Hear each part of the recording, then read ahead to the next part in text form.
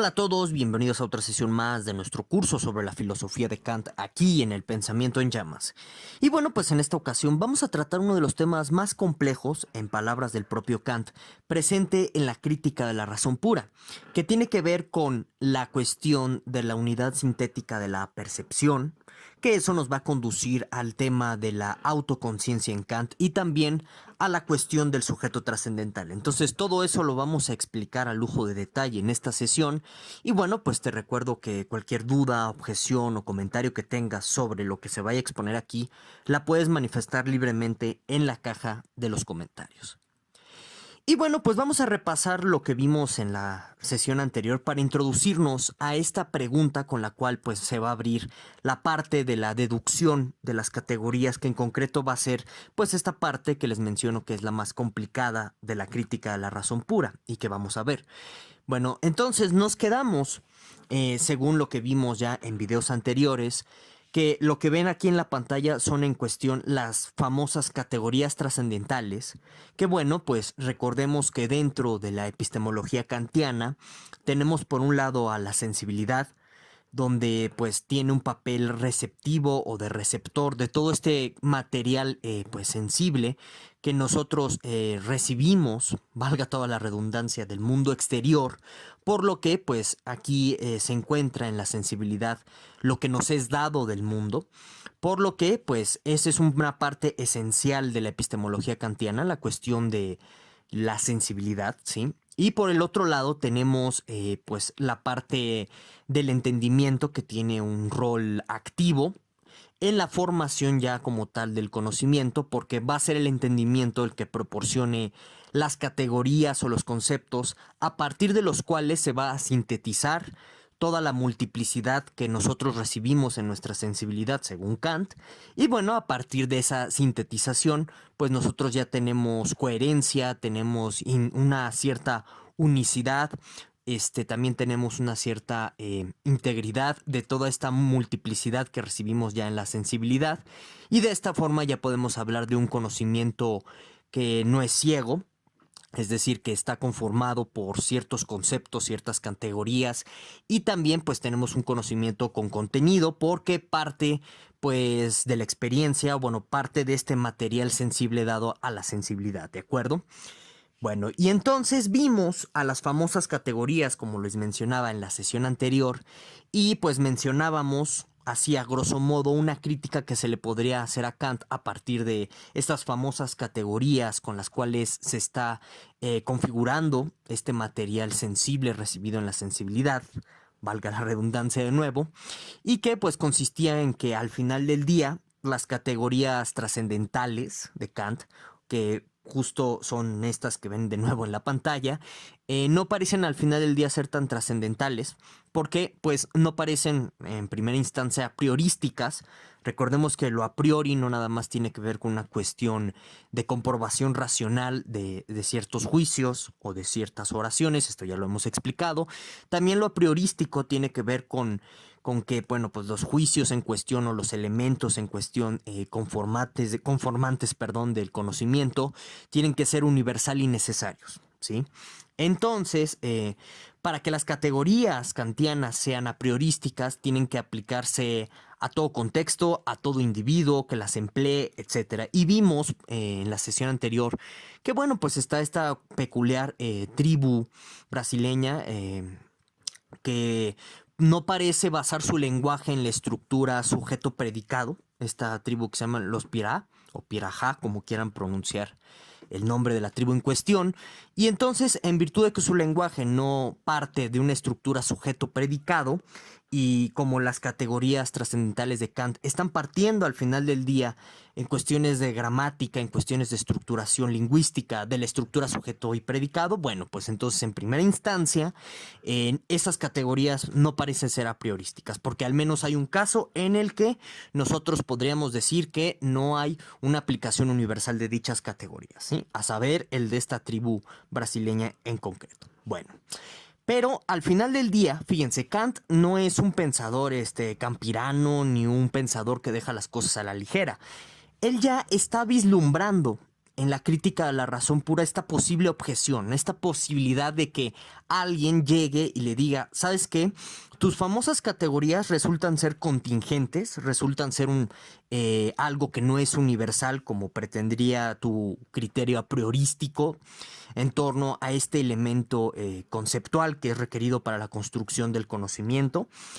Y bueno, pues, y no lo es simplemente por la sencilla razón, así prima facie, sin que nos vayamos a la cuestión de la tribu Pirá, o Pirajá, como quieran pronunciar de nuevo el nombre de esta tribu, no es en primera instancia una cuestión universal y necesaria, la cuestión de las categorías, se le podría decir a Kant, y esta es la objeción que Kant está pensando, porque, pues, al final del día, las categorías es una cuestión que corresponde al entendimiento. O sea, las categorías están, según Kant, en el entendimiento.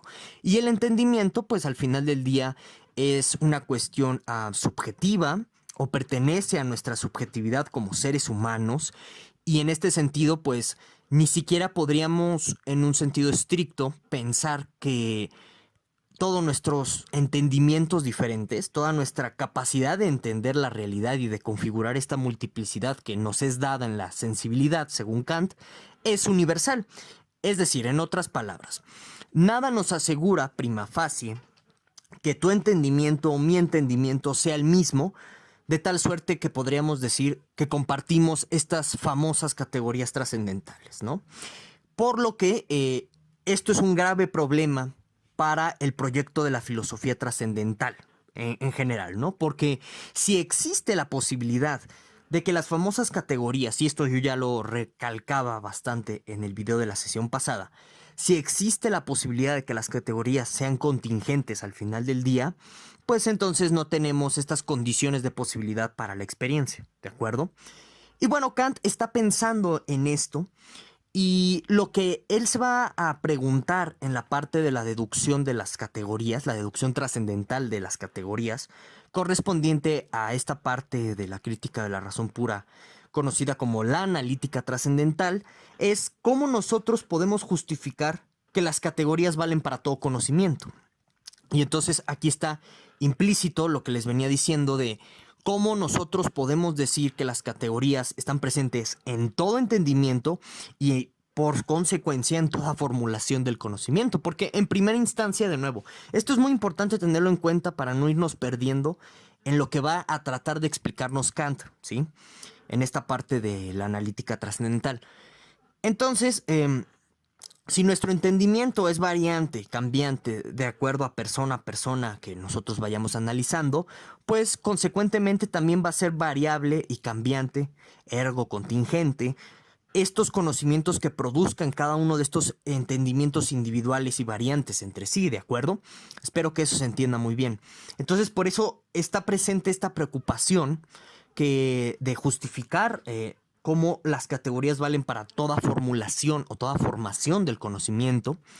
Y bueno, pues la deducción de las categorías trascendentales va a tratar de justificarnos el uso legítimo de estas categorías, que recordemos, esto va a implicar en una cuestión de quid juris, es decir, en una cuestión de deber ser que distingue Kant en esta parte de la analítica trascendental.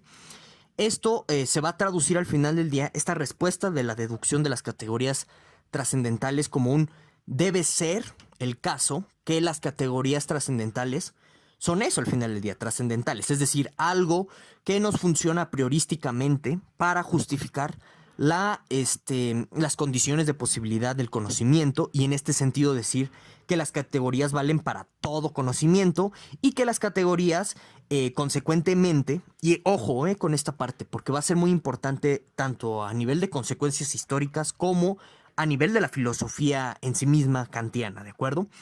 Entonces, consecuentemente, esta deducción nos va a decir cómo también todo el entendimiento de todos los seres humanos debe ser el mismo en cuestiones estructurales, ¿de acuerdo? Entonces, prestemos mucha atención en esos elementos.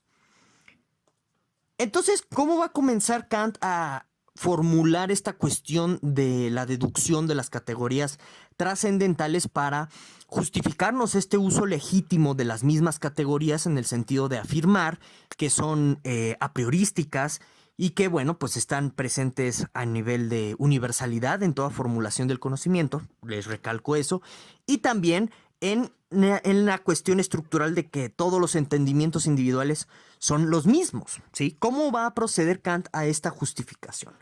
Esta justificación al final del día va más allá de la famosa respuesta tradicional de decir, es que, mira, bajo los argumentos trascendentales, ¿sí?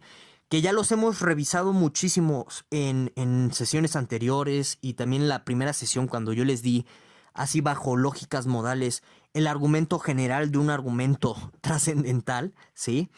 En esta ocasión Kant va a ir más lejos y nos va a demostrar cómo las categorías trascendentales son exclusivamente necesarias en virtud de la actividad de algo que se llama sujeto trascendental. Entonces, ¿cómo Kant va a arribar a esa conclusión? Bueno, primero lo que va a hacer es explicarnos cómo se da el proceso de enlace o el proceso de unicidad que está presente a la hora en que los conceptos tratan pues justo de configurarnos un objeto de la experiencia a partir de toda la multiplicidad dada a nuestra sensibilidad. Entonces, Kant va a comenzar a analizar este proceso de síntesis, de cómo los conceptos sintetizan, unifican toda esta multiplicidad de sensaciones en la sensibilidad a partir de lo que se conoce como las tres síntesis de la crítica de la razón pura. De estas tres síntesis yo también ya les había hablado de ellas en el curso de epistemología porque ahí yo les expliqué que va a ser que a partir de las famosas tres síntesis de la crítica de la razón pura, Kant va a inferir, como ahorita lo vamos a ver a detalle, la cuestión del sujeto trascendental, y justo la cuestión del sujeto trascendental es una respuesta al problema del solipsismo del cogito cartesiano. Entonces, si quieres saber más sobre ese asunto, que tiene que ver con la refutación al idealismo presente en la crítica a la razón pura, bueno, pues te invito a que vayas al curso de epistemología y ahí veas la sesión correspondiente a Kant, ¿de acuerdo? Entonces aquí lo que vamos a hacer es retomar otra vez esa explicación de las tres síntesis y enfocarnos justo en el asunto primordial de la deducción de las categorías trascendentales, en el sentido de cómo justificamos estas categorías. Una vez más, vuelvo a repetir la cuestión, para argumentar el uso legítimo de ellas, es decir, para decir que estas categorías son universales y necesarias tanto en toda formulación del conocimiento como estructuralmente hablando en cuestiones de todo el entendimiento en general. Ajá. Bueno, entonces, las tres síntesis nos hablan al final del día, sobre todo la síntesis del reconocimiento, ahorita lo vamos a ver, de cómo está funcionando la memoria, ¿sí? Pero en general nos habla de la formación de conocimientos a partir de la aplicación de conceptos que pretenden de nuevo, una vez más se los repito, que pretenden de nuevo unificar toda la multiplicidad de la sensación dada a nuestra sensibilidad. Entonces, para que funcione toda esta síntesis, todos estos pasos de enlace, todos estos pasos de aplicación del concepto a esta multiplicidad en nuestra sensibilidad, se da a partir de tres pasos o de tres momentos en la síntesis. Uno que se va a llamar síntesis de la aprehensión en la intuición, y esto es algo muy importante que hay que comprender. Ojo aquí, cada una de estas tres síntesis se van a dar en tres diferentes facultades que Kant está reconociéndole como propias al ser humano, ¿no? Entonces, la primera síntesis o el primer momento de la síntesis conceptual de esta multiplicidad dada en la sensibilidad se da en lo que se conoce como la síntesis de la aprehensión en la intuición. ¿Qué quiere decir esto? Hagan de cuenta. Aquí ustedes en la pantalla ven el famoso esquema de las bolitas trascendentales, que yo ya lo había empleado en el curso de epistemología para explicarles esta misma cuestión. Y les recuerdo, bueno, pues este esquema de las bolitas trascendentales no es mío, es de Pedro Stepanenko, que bueno, fue un excelentísimo profesor en la licenciatura y me enseñó todo lo que yo sé de Kant. Entonces le agradezco muchísimo, y la verdad, este esquema de las bolitas, con el cual vamos a explicar la función de las tres síntesis, es muy ilustrativo, muy didáctico, y entonces pues espero que a ustedes les permita también comprender, como a mí me lo permitió comprender en su momento, cómo funcionan las tres síntesis en la crítica de la razón pura. Bueno, entonces, ¿Qué sucede en la primera síntesis de la aprehensión? Entonces, no perdamos de vista esto. ¿Qué es lo que hace un concepto en Kant o una categoría trascendental en Kant? Lo que hace es unificar la multiplicidad de la sensación dada en nuestra sensibilidad. ¿Qué significa eso? Que bueno, hagan de cuenta que nuestra sensibilidad es impactada, ¿sí?, por un conjunto de información sensorial disperso, así como amorfo, así tipo apeiron de los griegos, así una masa, ¿no? O bueno, al menos así yo me lo imagino, ¿no? Y así quiero explicárselos. Como una masa que impacta nuestra sensibilidad. Y entonces, ¿qué es lo primero que hace la síntesis conceptual? Aprende. ¿Y qué es esto de aprender? Pues simplemente tratar de unificar de alguna manera toda esa información sensorial que recibimos en nuestra sensibilidad y aprender los elementos, vamos a decirlo de esta forma, esenciales o básicos, a partir de los cuales comenzamos a conocer objetos en la experiencia, ¿sí? Entonces, el primer momento de la síntesis es la aprehensión, ¿de acuerdo? Y entonces, ya teniendo nosotros la aprehensión, llega un segundo momento, que es el de la reproducción. ¿Qué sucede con la síntesis de la reproducción? Bueno, aquí es donde viene en cuestión a introducirse una explicación kantiana sobre cómo está funcionando la memoria en el ser humano. ¿Por qué? Porque, bueno, bueno fuera que nuestra sensibilidad solamente fuera impactada por un tipo de información en concreto, pero no, es impactada por una gran multiplicidad de información básicamente al mismo tiempo. Y entonces lo que hace la síntesis de la reproducción es, sí, recibir una nueva información, en este sentido, aquí en la pantalla, esta nueva información que estaríamos recibiendo vendría a ser representada por la bolita azul. Y entonces lo que hace la síntesis de la reproducción es traer a cuento, traer a memoria lo que ya nosotros habíamos aprendido en el pasado, en el primer momento o la primera información sensorial que golpeó nuestra sensibilidad, la trae a recuento. Y entonces ese recuento vendría a ser representado aquí en la pantalla por la bolita roja con el margen azul punteado, ¿de acuerdo? Entonces ahí hay una síntesis de la reproducción y es en la síntesis de reproducción en donde nosotros diferenciamos entre experiencia y experiencia, ¿de acuerdo? Entonces, vamos a poner un ejemplo así más claro. Supongan ustedes que la bolita roja representaba, no sé, el canto de un pajarito, ¿no? Entonces, en la síntesis de la aprehensión, ustedes ya aprendieron y unificaron toda la multiplicidad referente a ese pajarito en concreto. Pero pues a la vez recibieron en su sensibilidad toda la información concerniente a la luz del sol, vamos a ponerle. Entonces, toda esa información presente en su sensibilidad vendría a ser representada por la bolita azul. Se mantiene mediante la síntesis primera de la aprehensión, de nuevo el mismo mecanismo de captar toda la información pertinente, toda esa multiplicidad, darle una unicidad a toda esa multiplicidad para que ustedes tengan la experiencia de la luz del sol. Y además, gracias a la reproducción, a la síntesis de la reproducción, ustedes traen a memoria pues la aprehensión pasada que ustedes tuvieron con respecto al pajarito. Y entonces ya tienen dos tipos de experiencias diferentes. De nuevo, si hay alguna duda respecto a lo que estoy explicando aquí, házmela saber en la caja de los comentarios. Y bueno, ¿qué sucede ya en un tercer momento? Viene la síntesis del reconocimiento. ¿En qué consiste la síntesis del reconocimiento? Bueno, pues simplemente en darnos cuenta de que esta síntesis reproducida en un momento anterior es la misma que la síntesis primeramente aprendida, ¿no? O bueno, la cosa primeramente aprendida. Entonces, en la síntesis del reconocimiento, lo que nosotros hacemos es identificar esta aprehensión, en nuestro ejemplo del pajarito, la aprehensión de como resultado de la experiencia o bueno, de la información sensorial del pajarito, reconocerla como eso, como la experiencia del pajarito, y así la identificamos, ¿de acuerdo? Entonces, esto es, según Kant, cuál es la función o cómo funcionan las famosas categorías trascendentales kantianas, que de nuevo, nosotros ya revisamos. Miren, se las vuelvo a poner.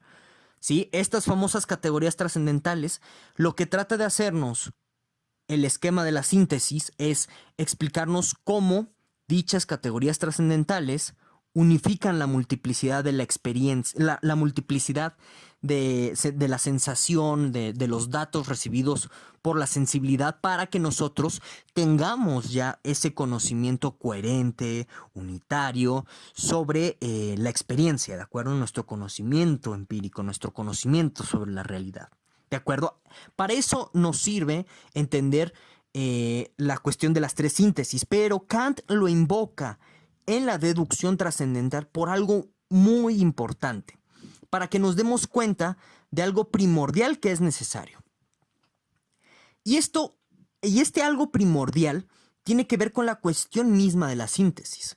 ¿Por qué? Porque cada vez que nosotros, o bueno, cada vez que los conceptos de nuestro entendimiento, nuestras categorías trascendentales del entendimiento, emplean la síntesis de esta multiplicidad dada en la sensibilidad, estamos nosotros presuponiendo, dice Kant, un tipo de unidad sintética de la percepción, que se identifica esa unidad, o bueno, Kant le identifica esa unidad sintética de la percepción con un yo pienso. Entonces, aquí vamos por partes. ¿Qué es esto de la unidad sintética de la percepción? Bueno, pues no es más que una presuposición a priorística que nosotros hacemos a la hora de aplicar conceptos en la sensibilidad para, de nuevo, llegar a esta unicidad que nos permita un conocimiento pues coherente, integrado sobre nuestra experiencia, ¿de acuerdo? Entonces, si ustedes se dan cuenta, miren, regresemos de nuevo a las bolitas. Cuando nosotros estábamos explicando en la síntesis de la aprehensión que es un concepto, o bueno, en el momento en el que la síntesis está aprendiendo toda esta multiplicidad dada a la sensibilidad, nosotros estamos presuponiendo aquí que lo que está efectuando la síntesis es una unicidad, está como imitando una especie de unidad que nosotros no estamos percibiendo. Es decir, esta unidad sintética de la percepción no es parte de nuestra experiencia y por eso por eso se dice que es apercepción pura. Es decir, la unidad sintética de la percepción es, por así decirlo, una estructura formal que nosotros presuponemos a la hora en que aplicamos conceptos para sintetizar toda esa multiplicidad. ¿En qué? En una unidad, en algo único, en algo que no es múltiple, ¿de acuerdo? Entonces, por eso es muy importante dentro de la deducción de las categorías trascendentales la explicación, ¿no?, de nuevo, de las tres síntesis, porque a partir de la explicación de las tres síntesis es cuando reconocemos que para que funcionen como unidades sintéticas de este material que golpea o que se nos es dado a nuestra sensibilidad, se tiene que presuponer algún tipo de unidad sobre ellas, y esta unidad no es tampoco categorial, ¿sí? Vean, regresamos a la tabla de las categorías kantianas. Bueno, pues está la categoría de la unidad, ahí ustedes la pueden ver, ¿no?, en la clasificación por cantidad, ahí. Entonces, no es esta unidad a la que nos estamos refiriendo, es una unidad que necesariamente tiene que ir más allá también de las propias categorías trascendentales. ¿Por qué tiene que ir más allá de las propias categorías trascendentales? Bueno, porque si la unidad de la unidad sintética de la percepción fuera categorial, eso no tendría mucho sentido, porque de nuevo, al ser la unidad la unidad en sentido de categoría trascendental de la cual estábamos hablando, que se aplica para sintetizar toda esta multiplicidad y bueno, y que está presente esa sintetización en los tres diferentes momentos que ya vimos de las tres síntesis. Bueno, si ese fuera el caso, entonces no alcanzaríamos nosotros a ver un presupuesto todavía más grande o que está en un nivel superior a la hora de aplicar el mismo concepto categorial de unidad. No sé si me doy a entender en este punto. Si en caso de que no me esté dando a entender, pues nada más dímelo en la caja de los comentarios y empleamos otra explicación al respecto. Bueno, y entonces, como les decía, en cada enlace o síntesis que se está dando, en cada aplicación de conceptos o de categorías que pretenden sintetizar la multiplicidad dada a la sensibilidad, bueno, pues se va a presuponer esta unidad sintética de la percepción. Una unidad, de nuevo, a la cual está dirigida la síntesis dada por los conceptos en la aplicación de este material dado en la misma sensibilidad, ¿sí? Y que, bueno, es a percepción pura, porque no es algo que nosotros aprendamos de la experiencia, o no es algo que nosotros recibamos en nuestros sentidos, y a su vez tampoco es categoría. Entonces, hasta ahí espero que se esté entendiendo la explicación. De nuevo, insisto, si hay alguna duda al respecto, no pasa nada. Dímela nada más en la caja de los comentarios y con gusto ideo otra forma de dar a entender esto. ¿De acuerdo? Bueno. Ahora, ¿por qué Kant identifica esta unidad sintética con el yo pienso? ¿O por qué dice que esta unidad sintética es un yo pienso? Bueno, porque evidentemente, como estamos en un esquema logocentrista aquí en esta epistemología kantiana, pues bueno, pues para Kant es inimaginable pensar que nosotros formulemos conocimientos sin que el pensamiento racional, ojo, eso es algo muy importante, sin que el pensamiento racional sea indispensable para la formación misma de esos conocimientos. Entonces, tengamos por un lado entendido ese asunto. Ahora bien, tengamos en cuenta lo que sucede cuando nosotros aplicamos estos conceptos a la sensibilidad, ¿no? Por ejemplo, de nuevo regresemos al ejemplo que dimos sobre este material sensible que nos era dado a nuestra sensibilidad correspondiente al pajarito. Ajá.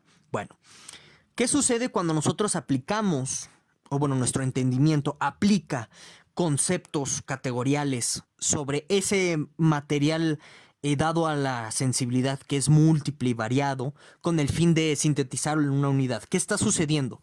Bueno, pues es algo que yo represento, es algo que yo estoy llevándolo a concepto. ¿Sí me explico en ese sentido? Entonces, es por eso que Kant identifica ahí un yo pienso. Porque claro, en esa actividad de representatividad o de construcción de una representación a partir de conceptos y de material sensible, está presente un yo pienso, por esto que les explicaba del logocentrismo. Entonces, es por eso que Kant dice, esta unidad sintética es por eso que Kant identifica esta unidad sintética de la percepción con un yo pienso constante, ¿sí? Como presupuesto para llegar a la unidad sintética aplicada de los conceptos o las categorías a nuestra sensibilidad.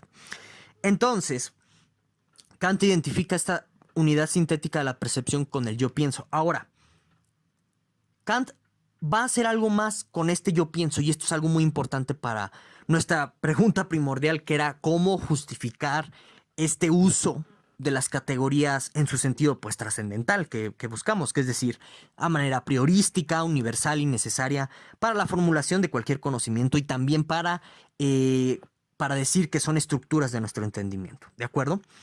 Esto es algo muy importante. Kant va a diferenciar entre un yo empírico, que bueno, básicamente es una sensación, es parte de nuestra experiencia cotidiana, el cómo nosotros nos percibimos, ¿sí?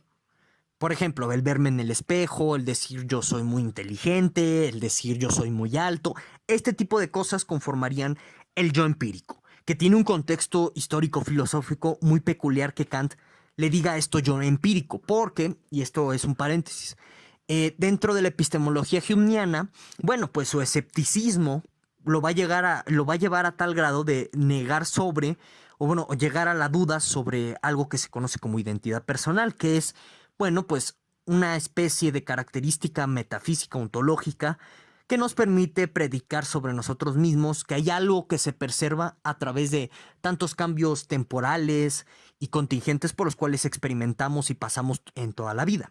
Entonces Hume llega a ese extremo de negar esta unidad metafísica trascendente que permita predicar esto sobre nosotros mismos y dice, el yo es un haz de percepciones. O sea que al final del día para Hume el yo es una entidad cambiante, mutable, contingente, etcétera. Y eso, pues, por supuesto que es un golpe durísimo a la metafísica de ese momento. Entonces, también entiendan esto, o esto de la cuestión del yo empírico y el yo trascendental como una respuesta a Hume, ¿sí? Entonces, Kant diferencia. El yo empírico sería, en su justa medida, esto de cómo nosotros nos percibimos como un objeto de la experiencia, ¿sí? Como todo esto que les decía, ¿no? Yo soy muy alto, yo soy muy feo, yo soy muy listo, yo soy muy rico. Todo eso correspondería a un yo empírico. Y noten cómo eso es un guiño a decir, ¿sabes qué? Lo que está haciendo Hume con esto del yo como un haz de percepciones es hablar del yo empírico, no está hablando del verdadero yo, del yo trascendental. Ajá. Y entonces, ahí viene la diferencia. El yo trascendental va a ser otra cosa, no va a ser un yo empírico, es aperceptivo, es decir, es parte de una unidad, ¿sí? Que Kant le llama sujeto trascendental autoconsciente, ¿ok? Ahora, vamos por partes aquí. El yo trascendental, a diferencia del yo empírico, no es objeto de experiencia. Esto es algo muy importante que hay que comprender. El yo trascendental es una condición de posibilidad para la síntesis. Y entonces aquí viene otra identificación entre este yo pienso, ¿no? Regresemos la diapositiva. Ajá. Entre este yo pienso, que en un inicio Kant lo identifica como unidad sintética, con la unidad sintética de la percepción, y después va a identificar ese yo pienso con el yo trascendental. Se va a dar cuenta que justo ese yo tiene que corresponder a algo que no es necesariamente empírico. ¿Por qué? Porque si ese yo fuera empírico, volvemos al problema tanto de Hume, por un lado, y también volvemos al problema de decir, ¿sabes qué? No es aperceptivo ese yo. No sé si me doy a entender eso. Si nosotros decimos que ese yo pienso kantiano, que está ahí, ese yo pienso kantiano, que está ahí presente como unidad sintética de la percepción, si nosotros decimos que es el yo empírico, deja en automático de ser esta presuposición que se da en cada momento en que nosotros aplicamos conceptos para la sinteticidad o para sintetizar la multiplicidad de la sensación dada a nuestra sensibilidad, ¿sí? Ya lo volvimos un objeto más de la sensibilidad y entonces eso no tendría sentido tampoco. Por lo que el yo tiene que ser trascendental en este sentido, ¿sí? Como condición de posibilidad.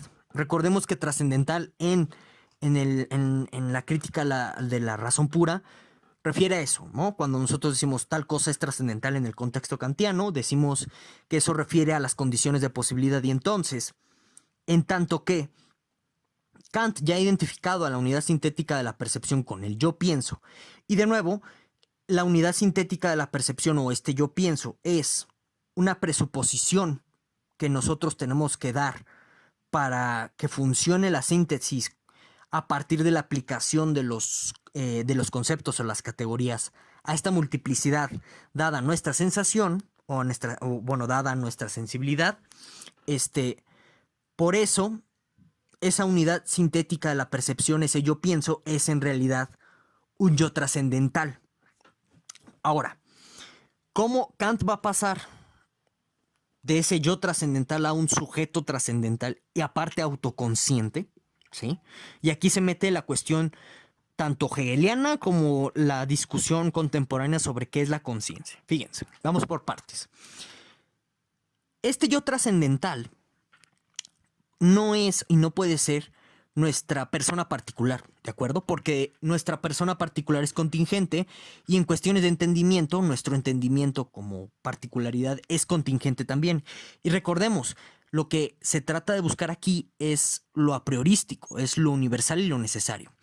Entonces, el yo trascendental kantiano tiene que ser identificado con una estructura trascendental, formal, pura, o sea, pura forma, totalmente a priorística, que es el sujeto trascendental. Y entonces esto es algo muy interesante, porque el sujeto trascendental es una estructura que, como les digo, al ser a priorística, va a referir o va a tratar de decir que todo el entendimiento, en sus términos estructurales, a priorísticos, generales, universales, es el mismo. Por lo que, si nuestro entendimiento, el tuyo, el mío, el que tenemos con el vecino, etcétera, es el mismo, es en virtud de la existencia del sujeto trascendental.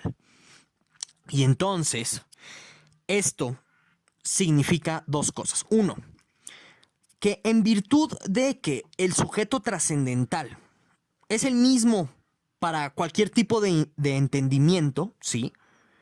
Bueno, pues la síntesis de los conceptos, por tanto, esta síntesis que se deriva o que es producto de la presuposición del sujeto trascendental en el momento en que nosotros aplicamos estos conceptos a la sensibilidad, Pues bueno, toda la síntesis va a ser la misma para todo el mundo, ¿de acuerdo? Y en virtud de que toda la síntesis es igual para todo el mundo, entonces el conocimiento es idéntico para todo el mundo. ¿Por qué? Bueno, pues porque los conceptos, las categorías, tienen una única manera en la crítica de la razón pura de sintetizar todo este contenido sensible dado a nuestra sensibilidad, ¿sí? Y entonces, por eso, a partir de entender esto del sujeto trascendental, ¿sí? Como una estructura universal compartida que no puede ser contingente, por lo que ya hemos dicho hasta este momento, entonces se va a seguir que el conocimiento es idéntico para todo el mundo. Y entonces, fíjense, aquí viene una interesante justificación y esta es la respuesta final al problema del sintético a priori que abre la crítica de la razón, con el que abre la crítica de la razón pura, ¿sí? Por ejemplo, la física y las matemáticas. ¿Por qué es la misma para todos? ¿Por qué todos podemos conocer lo mismo que nos diga la física en todo momento, en todo lugar, en toda época y en todo momento?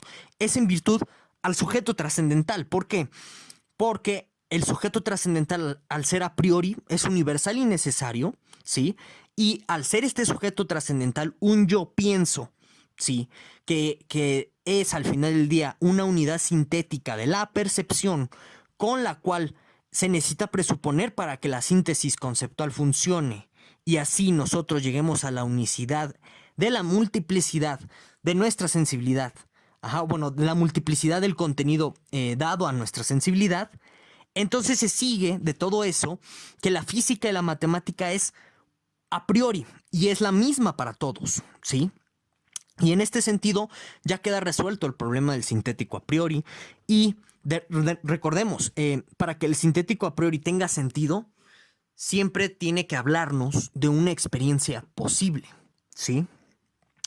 Por lo que las matemáticas y la física, todos la podemos conocer igual y todos la vamos a poder conocer bajo los mismos términos y todos la vamos vamos a llegar a las mismas conclusiones sobre los fenómenos físicos y matemáticos. Uno, en virtud porque nos hablan de una experiencia posible. Esto ya lo hemos explicado en otros videos de este curso. Y dos, porque en virtud de que todos compartimos los mismos conceptos, las mismas categorías y en este sentido se aplican de la misma forma para la síntesis, a partir de la cual dicha síntesis presupone la existencia de una unidad sintética de la percepción, la cual es un yo pienso, que necesariamente no es un yo empírico, sino un yo trascendental. Por eso la matemática y la física es igual para todos. Por eso las categorías trascendentales son idénticas para todo el mundo. ¿De acuerdo? A partir de esta idea del sujeto trascendental kantiano, se va a seguir la cuestión del espíritu hegeliano, como este espíritu absoluto, uniabarcante, unitotalitario, a partir del cual se fija un mismo conocimiento para todos, a partir del cual se fija una misma manera del conocer para todo el mundo. Y entonces aquí nosotros nos podemos empezar a dar cuenta de la famosa crítica que hace Horkheimer en Dialéctica de la Ilustración sobre que Kant es el iniciador del totalitarismo en la razón. Porque vean, no se acepta ninguna otra variedad de conocimiento, no se acepta ninguna singularidad. Es un todo absoluto, es una totalidad uniabarcante que bajo la retórica y la argumentativa kantiana no hay posibilidad de lo singular, de lo simple. Claramente esto va a funcionar muy bien para la Ilustración, para fundamentar el ideal de la razón, que al final del día, pues los ideales de la Ilustración van a llegar o van a arribar a los fascismos del siglo XX. Esto ya lo iremos viendo en otras sesiones, pero hasta este momento me gustaría que sí se entendiera este punto. Es muy importante tanto para el curso, como para ustedes, como para la vida, y también para el estudio de la historia de la filosofía. Si de nuevo hay alguna duda al respecto, háganmela saber en la caja de los comentarios. Prosigamos. Ahora, aquí es cuando, y esto nada más lo voy a introducir así como un breve paréntesis, porque lo vamos a tratar a mayor detalle cuando nosotros nos metamos a la dialéctica trascendental y a la cuestión de los paralogismos de la razón. aquí ya nosotros tenemos herramientas para comprender esta famosa distinción entre fenómeno y noumeno en Kant, que ha sido tan mal entendida, tan mal interpretada, incluido el propio Hegel, ¿eh? Y claro, esto es discutible, pero por ejemplo, Schopenhauer, esto es lo que le está criticando a Hegel en el mundo como voluntad y representación, que Hegel no supo leer qué es el númeno kantiano, y por eso él lo desprende fácilmente, porque noten, ¿no? Regresemos por un momento a esta cuestión del sujeto trascendental. Al final del día, si nosotros leemos de manera muy cuidadosa, parece que lo que Kant nos está afirmando es que todo lo que puede ser objeto de conocimiento solamente es representativo, por lo que nosotros no podemos conocer a las cosas en sí mismas más allá de la representación en virtud de esta cuestión del sujeto trascendental. Y claramente, pues bueno, a partir del sujeto trascendental, por eso nosotros podemos concluir que toda la humanidad representa de la misma manera y por eso puede haber conocimiento objetivo, ¿de acuerdo? Esta conclusión es peligrosa. Incluso hay una famosa historia de un poeta kantiano suicida. Un poeta que leyó a Kant concluyó que pues entonces nada podemos conocer realmente y se suicidó. Ese es un tema súper interesante, lo vamos a tratar más adelante en el curso. Pero bueno, entonces quiero que vean eso, ¿no? A partir de esta cuestión del sujeto trascendental, uno puede ir bajo esa línea y decir, bueno, entonces todo es representación, todos representamos igual en virtud del sujeto trascendental. Gracias a eso podemos decir que hay un conocimiento objetivo, pero en realidad ese conocimiento no es objetivo. De hecho, no podemos conocer nada realmente. Y te matas. Esa es la lectura del kantiano suicida y esa es la lectura de Hegel. Y dice, es que ahí hay una incisión entre la conciencia y demás, entonces yo voy a eliminar la cosa en sí. Claro, ese es un debate interpretativo sobre Hegel. Muchos creen que Hegel termina eliminando la cosa en sí kantiana, pero yo le creo más a Schopenhauer, esto lo vamos a discutir más adelante. Pero en realidad lo que sucede con el númeno kantiano y el fenómeno kantiano no es para afirmar un tipo de dualismo en donde solamente nosotros podemos conocer la realidad como representación y el mundo como númeno pues está por allá perdido, ¿no? Es la cosa en sí, no. En realidad, la distinción fenómeno y noumeno en la crítica de la razón pura hace para referir una ilusión, una aspiración que tiene la razón de tratar de conocer las cosas en sí mismas, más allá de nuestra capacidad de representación, más allá de los límites de la razón. Conocer la realidad como un número, cuando en realidad la realidad es fenómeno, ¿sí? Para eso funciona la distinción númeno-fenómeno en Kant, para hacernos entender que en realidad el número no existe, que todo es fenómeno. Pero de ahí no se va a seguir este dualismo entre noumeno y fenómeno que muchos suelen interpretar a rajatabla y que creen que pues, a partir de aquí uno se compromete con un idealismo radical. Nada por el estilo, ¿eh? Esto nada más fue un paréntesis. Ajá. De nuevo, entiendan que esto lo vamos a desarrollar en otras sesiones, pero es para que vean cómo ya a partir de lo aquí expuesto ustedes pueden comprender esta distinción entre noumeno y fenómeno, que no es lo mismo el fenómeno que la representación. La representación es para hablar del proceso a partir del cual nosotros construimos conocimiento, según Kant. Ya el término fenómeno sirve para hablarnos del conocimiento ya como tal. Ese es otro tema, ¿de acuerdo? Por lo que fenómeno y representación no son lo mismo en Kant, como se los vengo diciendo desde otras sesiones, que mucha gente, en especial pues estos que hacen videos de Kant en 15 minutos y demás, confunden fenómeno con representación. Bueno, entonces, para concluir la sesión, de nuevo, ¿cuál era la pregunta principal? Era, ¿cómo justificar que las categorías valen para todo conocimiento? Y la respuesta es, porque las categorías son el despliegue, es el derivado, ¿sí? O es la aplicación del sujeto trascendental único y válido para todos. Y entonces, en virtud de que este sujeto trascendental es único y válido para todos, pues su actividad, que consiste en esta síntesis dada por los conceptos de la multiplicidad de la información o de la sensación dada a la sensibilidad, también esa síntesis es universal, ¿de acuerdo? Y de esta forma se justifica, el uso válido, legítimo, de las categorías en la formación del conocimiento y también para decir que existen esas categorías y decir que valen para toda formación del conocimiento y también que valen como estructura de nuestro entendimiento. ¿De acuerdo? Esa es la respuesta kantiana. Pero, de nuevo, el problema que yo ya se los indicaba desde la otra sesión. Sí, está bien, si nosotros tenemos un lenguaje cuya gramática esté construida a partir del esquema sujeto-predicado. Funciona a la perfección todo esto. Cambia esa gramática, cambias entonces las categorías. Esto pues no logra vencer mi objeción sobre la tribu Pirá o Pirajá. Salvo, y esto es el tema del eurocentrismo que justo acusa Adorno y Horkheimer en el libro de Dialéctica de Ilustración, salvo que tú, como Kant eurocentrista, digas, es que, bueno, pues estos individuos de la tribu Pirajá o Pirá no son humanos o no son seres racionales. Y entonces lo que yo estoy diciendo todavía se sigue aplicando para, bueno, pues la cultura occidental que tiene un lenguaje cuya gramática es sujeto predicado. Ojo ahí con esa objeción. Que déjenme les digo, ¿no? Esta objeción yo ya la había traído a recuento en el curso de filosofía del lenguaje cuando les dije cómo la tribu Pirajá o Pirá ha servido para contradecir las teorías chomskianas de una gramática universal. Bueno, yo en algún momento he llegado a escuchar a chomskianos que niegan que estas personas de la tribu sean personas normales, entre comillas. Vean nada más todas las implicaciones que de pronto se siguen de tratar de construir este tipo de esquemas uniabarcantes, unipolares sobre nuestro entendimiento, sobre la racionalidad. ¿A qué consecuencias podemos llegar?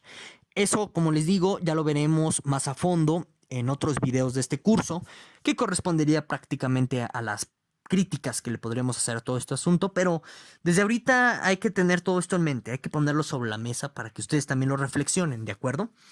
Y bueno, pues ya para concluir esta sesión, yo les recomiendo el libro de Stepanenko, Categorías y autoconciencia en Kant. Muy bueno, lo pueden ver a ustedes aquí en pantalla. Creo que es entendible. Si le dan una leída, pueden ampliar todo lo que les vengo explicando pues en esta sesión. Y bueno, ya sin más, pues yo me despido. Muchísimas gracias por ver. No olvides dejarme en la caja de los comentarios todas tus dudas, objeciones, críticas y demás. Y nos vemos hasta la próxima.